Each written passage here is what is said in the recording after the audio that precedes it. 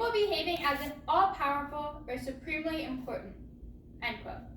From a Christian perspective, tampering with the human genome is a result of human pride. According to Fazal Rana and Kenneth Richard Samples, authors of Humans 2.0 and credible Christian theologians, quote, "The problem lies in trying to use our capacity as image bearers to usurp God's authority," end quote. As humans created by God, we were not meant to appropriate God's authority for ourselves. An example of people trying to usurp God's authority occurred in Genesis 11, when the people of Shinar used technology to glorify themselves by building the Tower of Babel. As these people strove to be like God, God punished them by eliminating their ability to communicate. This story warns us to honor God instead of playing God. A great way to honor God and approach gene editing technology with wisdom is by placing ethical safeguards on gene editing technology. Some scientists and organizations have sought to create a group that would establish the safest and most ethical safeguards on gene editing. David Baltimore, Nobel Prize winner and reputable biologist, and the National Academies of Science, Engineering, and Medicine have suggested creating a diverse international forum to determine ethical safeguards.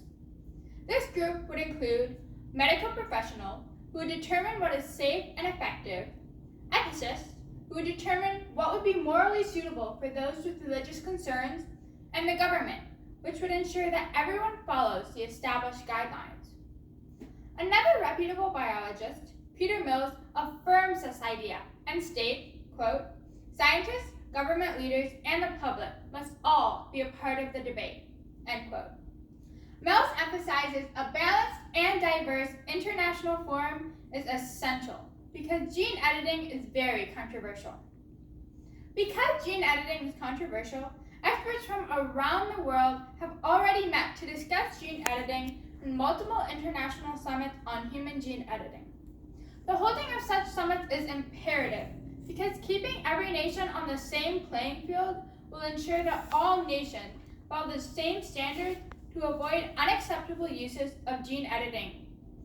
For example, the Council of Europe Convention on Human Rights and Biomedicine has permitted modifications to the human genome exclusively for, quote, "preventative, diagnostic, or therapeutic purposes, and only if their aim is not to introduce any modifications in the genome of any descendants," end quote, and has mandated this as binding law in 29 countries.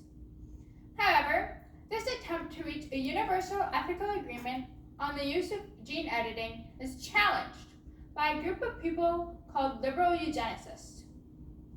The view of liberal eugenicists, some secular scientists, and evolutionists is summarized by Franklin E. Payne Jr., a medical professor and author of multiple books on bioethics.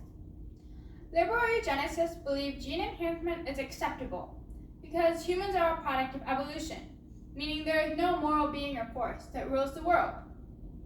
The view that no moral being rules the world is supported by Elizabeth Benton, a research analyst at the Presidential Commission for the Study of Bioethical Issues, who argues that, quote, "what is to be human is not something fixed or stable, but rather something changeable.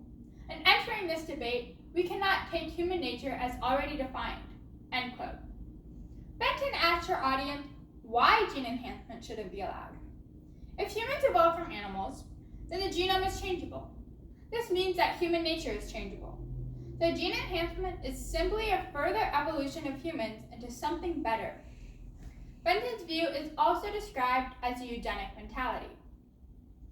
People with the eugenic mentality seek to make humans as close to their ideal of a perfect human as possible, so they would advocate for gene enhancement to eliminate undesirable traits. According to Roberto Mordaci, who holds a PhD in bioethics, quote, "humans deemed undesirable are the mentally retarded, physically disabled, and psychologically troubled, as well as people who are too tall, too short, too fat, too thin, not athletic enough, or not smart enough," end quote. While the eugenic mentality is not the same as eugenics, the principles and way of thinking are the same. The eugenic mentality is harmful because not everyone will be able or willing to correct traits that society deems undesirable, and in turn, society will deem these people inferior. By discriminating against such people, we are violating God's commands to love thy neighbor. Clearly, Dang it, yeah, I was meant to record it and then listen to it a bunch of times, but I guess... You still need to do that part? Yeah. Okay. Clearly, gene editing is both highly controversial and complex, and it is vital to determine what is acceptable with this technology. The best way to determine this is through international summits on human gene editing, which have previously come to the conclusion that gene therapy is acceptable, while gene enhancement is not. I agree with this stance on gene editing. Nobody wants to see a child suffering from a genetic disorder or ostracized from normal society by a condition that technology cannot fix. No adult wants to be limited in the goals that he or she can achieve by something that technology can now fix. Gene therapy has the incredible potential to better the lives of many people because genetic disorders affect millions worldwide. However, releasing the reins on gene enhancement could result in disastrous social and ethical consequences.